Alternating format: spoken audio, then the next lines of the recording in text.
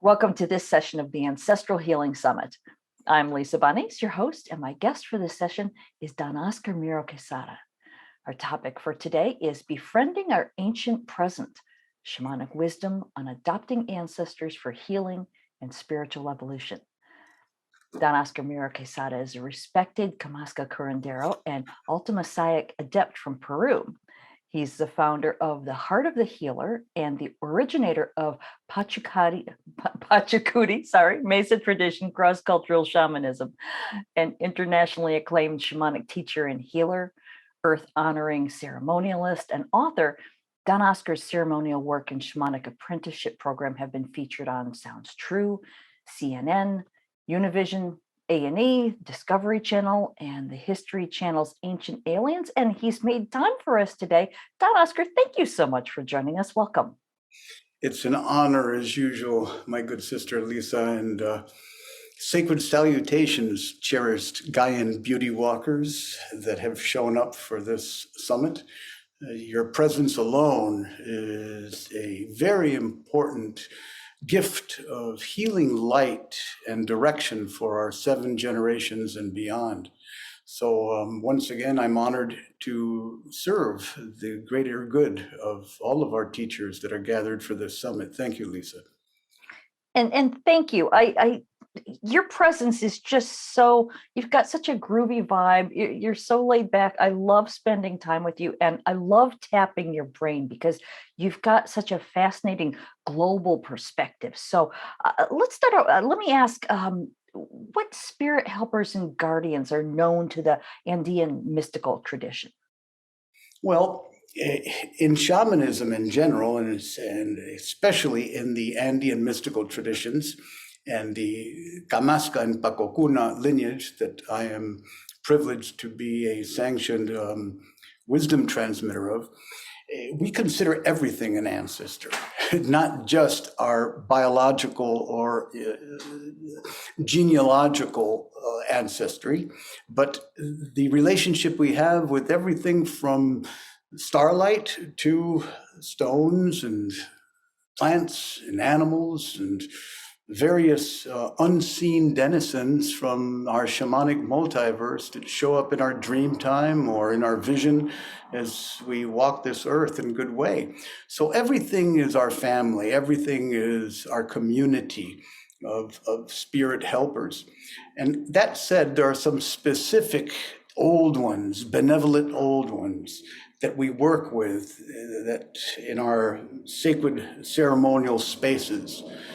Some call them mesas, others call them altars, others call them just vision places. Yet ultimately there has to be a home, an abode, a hearth in which we can invite these ancestral presences in. And the ones that show up most rarely are known as the Machula Aulanchis.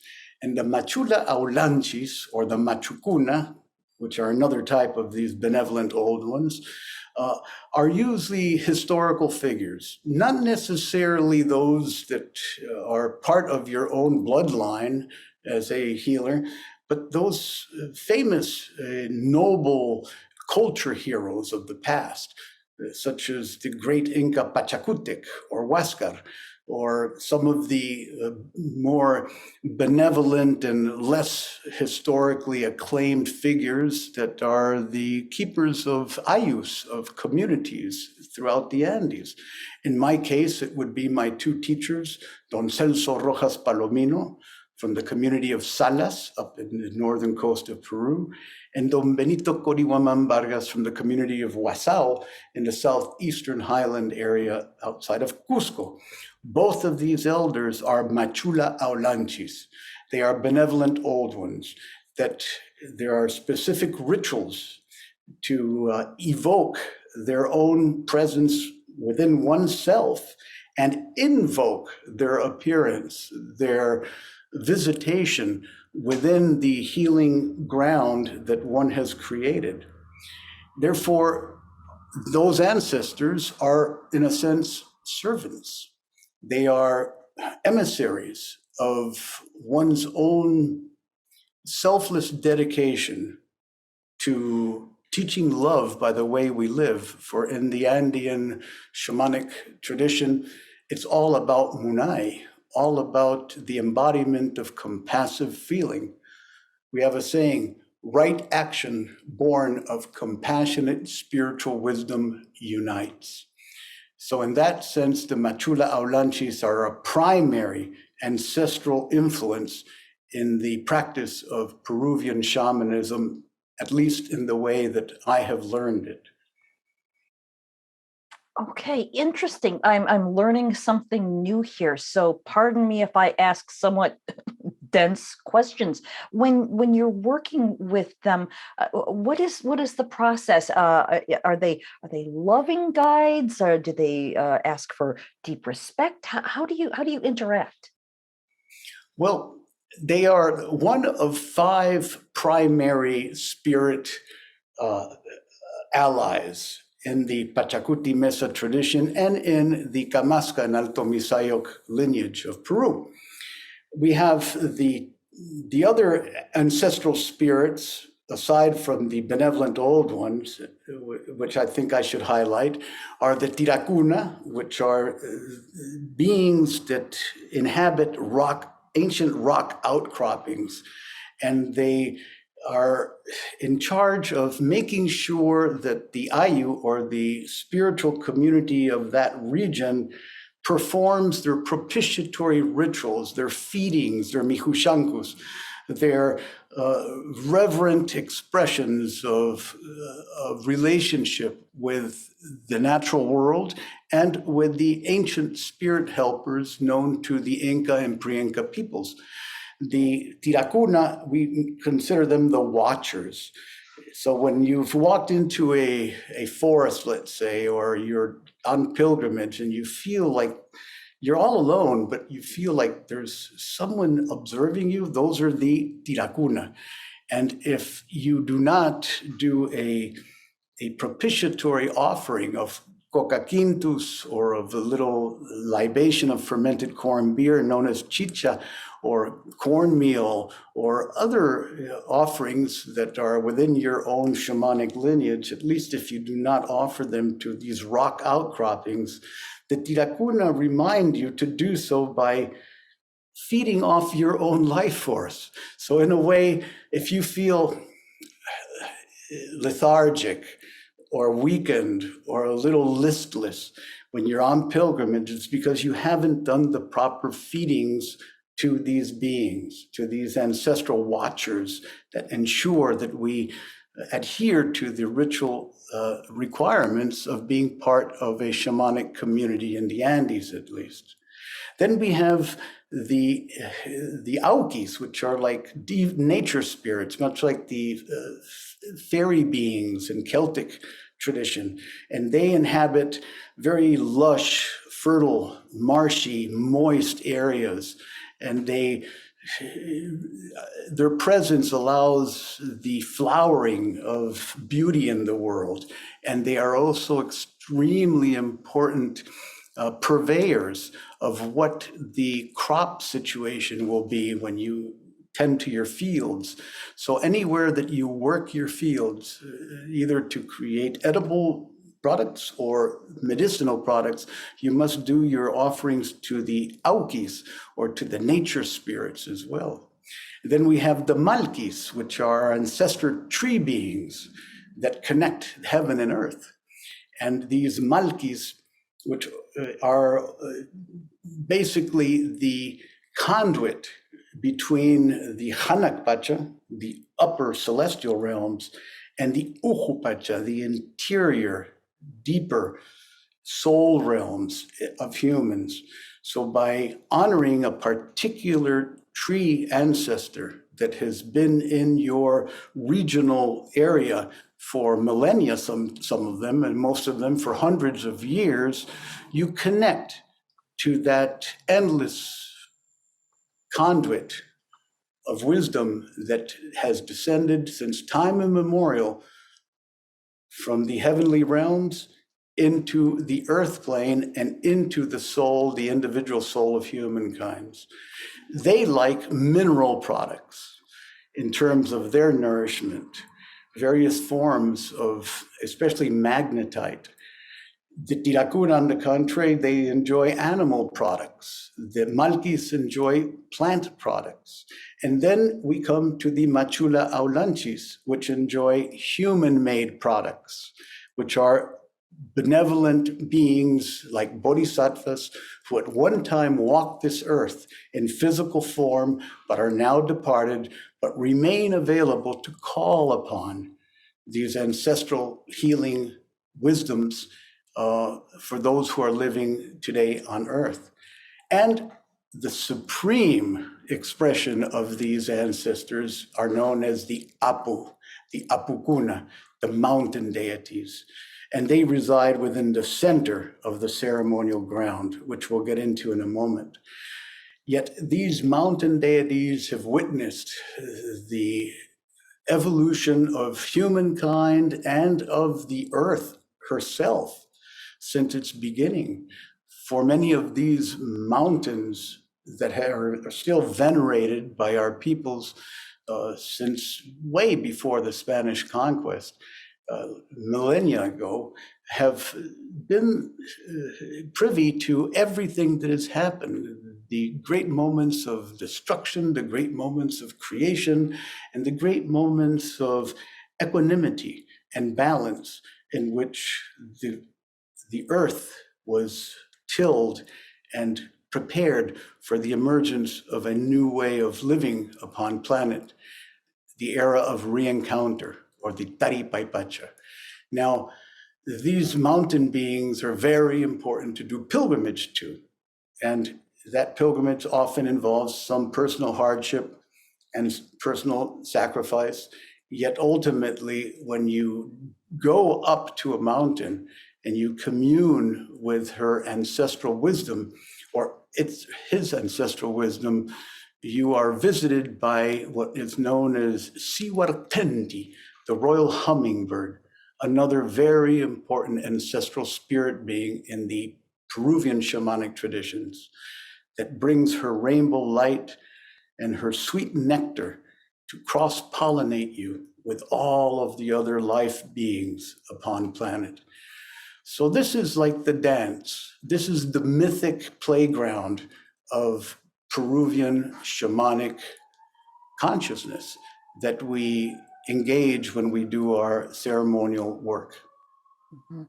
Wow, that is just so beautiful. I was so able to feel into, as you were speaking, exactly what you're talking about. Now, I'm wondering, because I live in the United States. I live in Arizona on Pima, formerly Pima tribal land, etc. And I live near the Superstition Mountains. And Arizona's got some beautiful rock outcroppings, Sedona, Monument Valley, etc. I'm wondering, is what you're talking about confined to the Andes, or are these spirit beings global?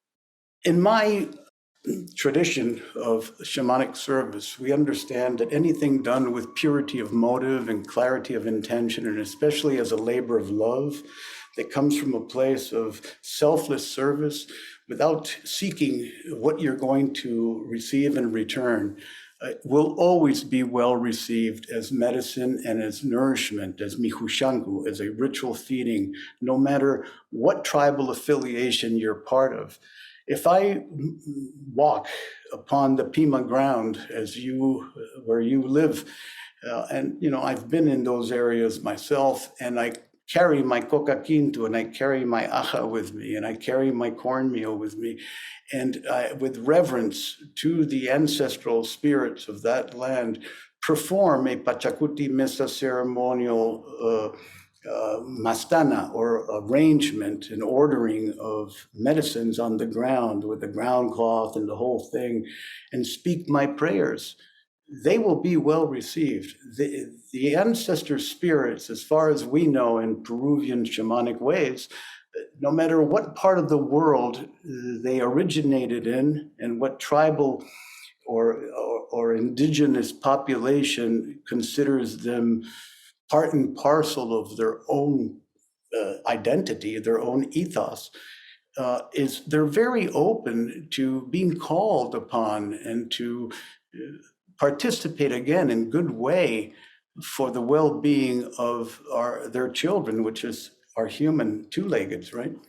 That's how we see it. So yes, in answer to your question, Lisa, this can be medicine and nourishment and an opening of the portal, a widening of the gateway between our seen and unseen dimensions,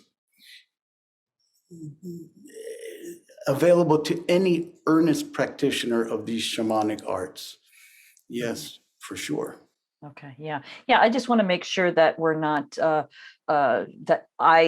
people who live in my area, there's no cultural appropriation. There needs to be a deep respect for who we're working with. Is that appropriate? Exactly. It's in the Andes, and especially in the Peruvian approach to this work, and also in Ecuador and Bolivia, the same. We considered it a crime not to share these ways with round eyes, with non-Indigenous people. As a matter of fact, we are encouraged. Our elders encourage us to share our rituals, our ceremonies, our teachings. It's very different because for some reason, regardless of the heinous crimes committed against the Indigenous people and the oppression that they experienced through the shamanic, through the Spanish conquest, for the most part, the Quechua-speaking populations of the Andes, the indigenous peoples of the Andes, are very open and very willing to share their ways with people that are interested. As a matter of fact, they consider that necessary so that their traditions don't go by the wayside and are forgotten. Many of the elders I've worked with, especially my own mentors, emphasize to me that when our own people of Peru see the gringos performing our ceremonies, then they'll start to value them like they should. Until they see somebody from a developed nation really respecting their ways, they're going to consider it just pure superstition or something totally irrelevant to the postmodern needs of society. So they find it, and they prophesied that when people from the northern regions start to adopt our ancestral ways, this is going to become a panacea for the world.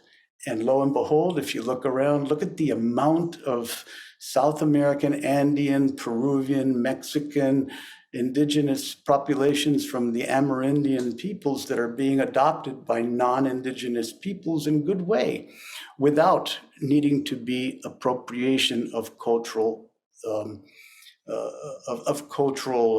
ways, if I may say so. Now, there are, of course, situations in which many of the original instructions received by our native North American peoples have been misused, and that is something that we adamantly oppose. Yet, for the most part, I feel that it's time now to openly share our ways among each other, among the Rainbow Tribe. That's my own personal take on it. Yeah, well, thank you for allowing me to go there. I think it's important that we bring up the value in all cultures, and the sharing, the genuine sharing, heartfelt sharing. So thank you for that. Now, I want to bring up that you've written a recent book, Shamanism, and in the book you talk about the importance of ancestor veneration for healing the past and preparing for our future, which is pretty doggone important. So would you tell us a little bit about this? What have you written about in your new book? Here it is. So this is my latest book, and it's entitled Shamanism, Personal Quest of Communion with Nature and Creation.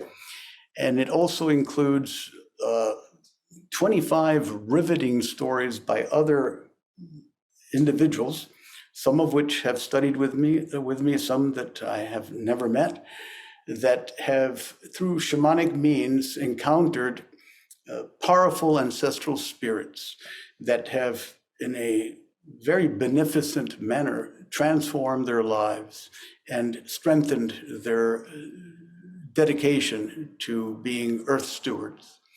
So I wrote the first part as a general immersion into the beauty of the shamanic path, focused quite a bit on the Andean or South American Heart Island traditions. So it's an overview of that with some other insights into the importance of storytelling and becoming a hollow bone, an instrument for healing, shamanic healing in the world. Then the middle of the book is this compilation of stories, including the first and the last, which are my own.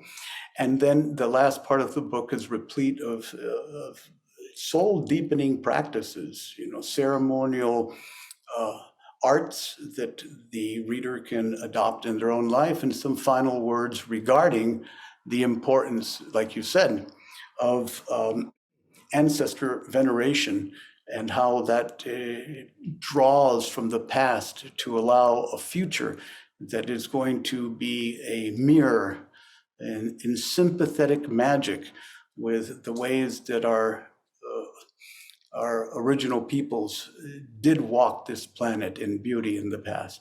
And so it gives a little inspired download for what we can do in our own lives to continue to be part of this golden chain of ancestry, of initiation into the great work. So thank you for allowing me to mention that. In a nutshell, it speaks to the fact that our original peoples understood that clues to our identity may not lay solely in the past, but as much in the present, in the awareness of the infinite spaces known to our immortal soul, to our universal shamanic self. And so it helps people realize, or help them consider, not so much who their human ancestors were, but what kind of ancestor they are. What is the worldly self that you cultivate, and the actions that live beyond you as the pedigree that surpasses your mere physical heredity? For, as you well know, Lisa, what we pass to the future is no longer simply genetic, but a transgenetic legacy. That which our ancestors, we are ancestors to the future. We safeguard and generate our future. So the most virtuous existential question we should seek to answer in service to our 7 generations is, whose ancestor am I right now in this exact moment of awareness? That is the question. And so remember, you are the ancestors of the future. That's what the book highlights.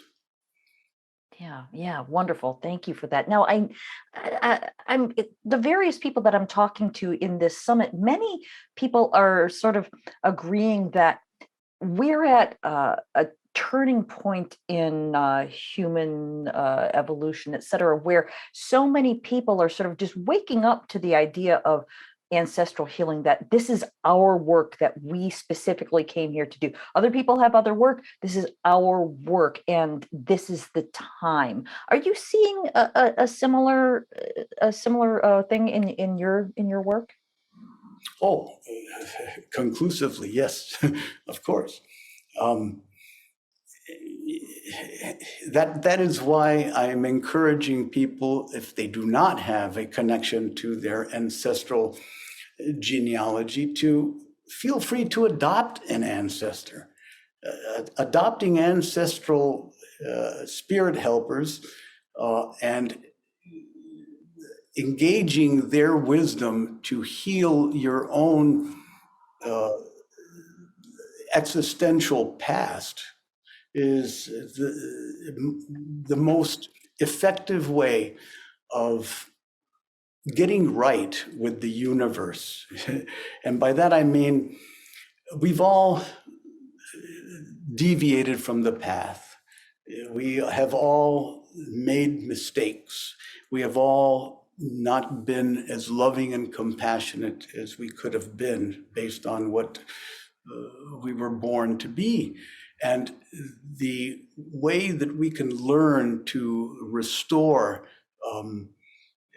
a life way that is going to be in alignment with the greatest good of all and not commit the same mistakes and live in blindness continuously is by learning about who walked before us that are exemplary members of this planet that have been able to guide innumerable people before. So in a sense, by adopting an ancestor, it's like inviting your favorite people in the world to a dinner party at your home and just shooting the breeze around the table while breaking bread together. And that's a practice that we do in the Andes. We call upon our departed loved ones and we put out little, in Native North American traditions, you have the spirit plate that you fill with food and you put it out there in the kiva or in the nipi or wherever for people for the spirit ancestors to eat from it before you even take a bite. We have that exact same tradition in the Andes. And so when they come in to eat, they are part of the now. They're not just beings that existed in the past. And that creates wholeness, which is the basis of all healing. When you enter that unitary or unitive narrative and state of consciousness, the wholeness that emerges between the past, the present, and the future becomes powerful medicine, not only for oneself, but one's dedication to the cultivation of sacred community, earth-honoring sacred community. Mhm. I trust that you get my drift. Yes, I absolutely do. In fact, you're inspiring me to ask a favor of you. Would you mind maybe leading us in a practice so we can dive in a little deeper?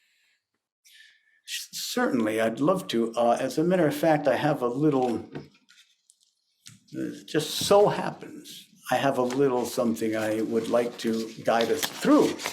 So if you don't mind, let's do the following. The hand.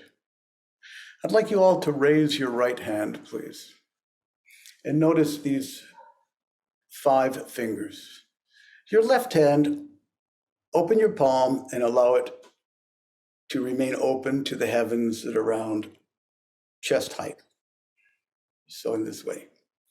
Now, understand that your pinky is your infancy, your childhood, that your ring finger is your young adulthood, that your middle finger, being taller than the rest, is your adulthood, where you've attained all of your dreams and aspirations. And your index finger shrank a little bit, so that's your elderhood. So those are the 4 stages of human life. Yet for the hand to be an artifice of creation, of ability to artistically, to creatively fashion not only physical items, but hold carrying another's hand in compassionate caring, it must have the opposable thumb, which sets us apart from most of our other animal relatives. And that opposable thumb makes a huge difference. And this is creator, creatrix, great originating mystery, source. So we must bow and allow the thumb to remain above the other phases of our life and bring that closed hand with the thumb above the phases of your life to your heart, indicating that it is from the place of love and compassion that you can open your hand once again and allow all of those life steps to be recognized by Source, by Great Spirit. This little salutation process is the salutation of the shamanic rainbow tribe. And it ties in with this little exercise I would like you all to release into. Once again, right palm directed to the screen, left palm to the heavens. Understanding the importance of humility and acknowledging that there is a source of wisdom and power much greater than yourself, than your entire life. You bow to that understanding, allowing Source to be above you as you kneel on the ground and kiss the earth. You bring your right hand to your heart, connecting it, awakening your heart to that understanding, and you bring it back up and show that it is clean and clear and can be trusted to help and hold the hand of another. You bring both of your hands together and we bow, acknowledging and recognizing the divine that exists in each other, in you, in me, and in life as a whole. So close your eyes, my beloveds. Take a couple of deep breaths through the nose. Allow your heart to open, to expand, to welcome the following words.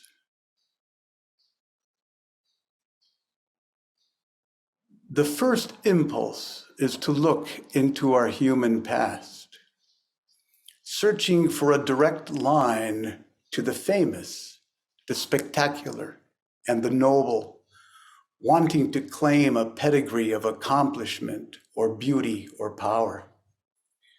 We all want to feel special.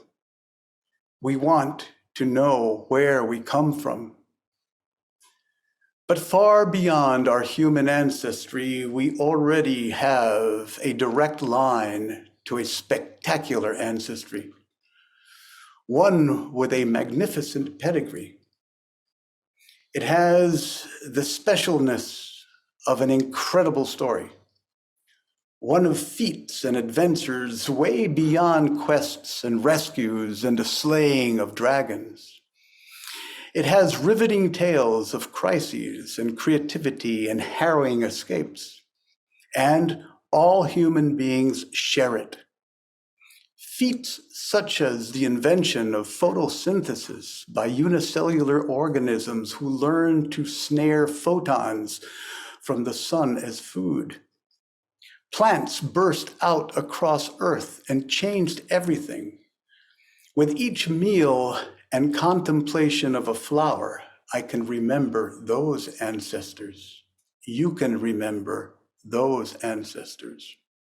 Feats such as the invention of respiration, which started when a cyanobacteria, about 2 billion years into the story of life on Earth, began to produce oxygen in copious amounts, feeding off the limitless energy of the sun. Oxygen was toxic to life at the time.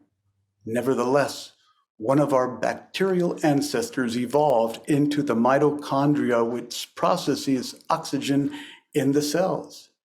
This was an enormous new source of energy, and it would evolve into aerobic breathing that would drive the advance of multicellular life.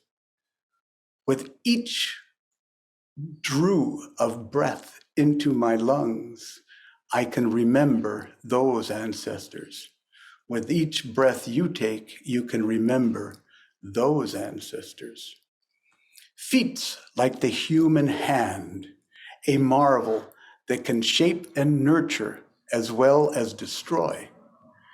I gaze at my hand and contemplate how it came to be that such a masterpiece exists.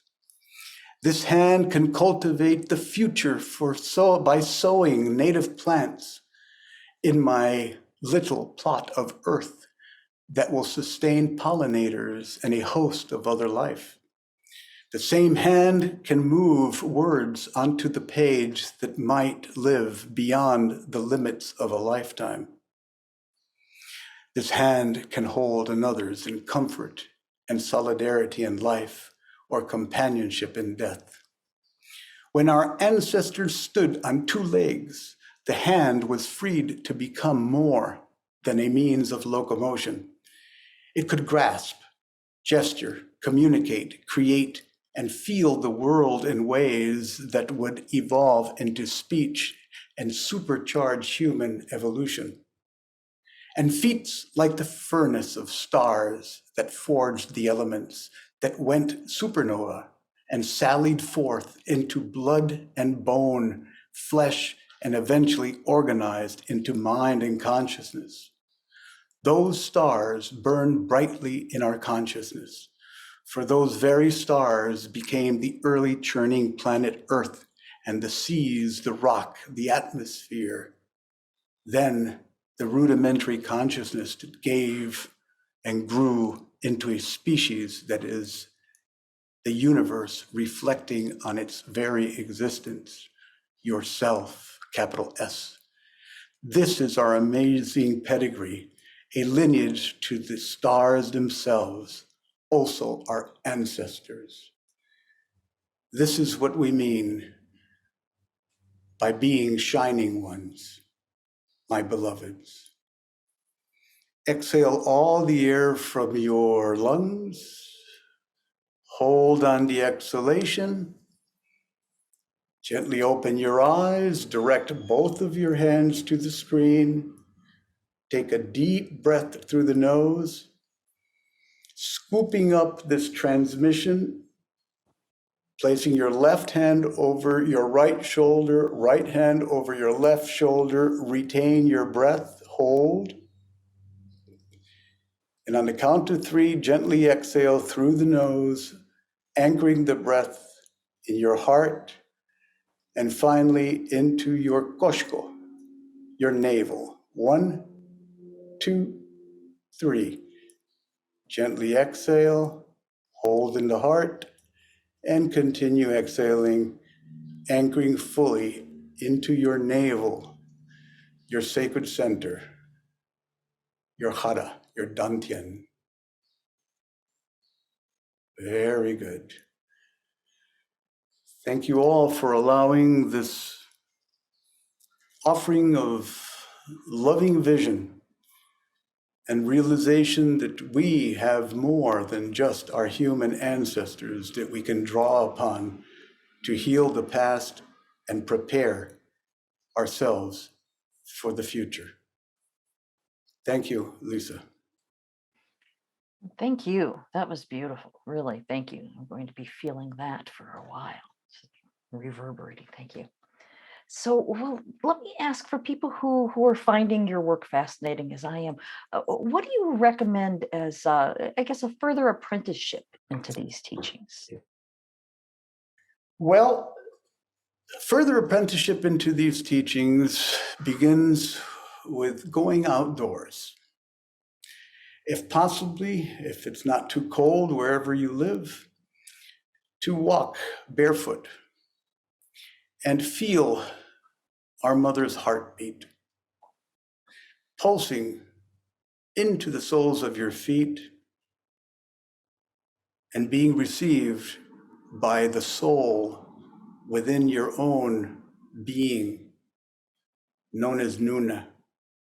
Entering into that resonance, that synergistic energy relationship with the living, sentient, pulsing earth allows the ancestry of yourself as the originator of this earth to always guide your actions, to inspire your thoughts, and to empower your words. Without that connection to the living sentient earth, to our mother, and to the feeling of that amniotic bliss that we all experienced in the womb of our own mothers, which we can still experience with every sunset, with every sunrise, with every full moon or new moon, with every cycle, pulse, tonality, rhythm, cycle of nature. Those are the ways that we invite the ancestor spirits in that will most serve to heal our past on a personal, individual level and that of our collective humanity or history. That is as simple as we can put it, my good sister. Oneness with our living, pulsing earth. Make her Mama. Wow, thank you so much.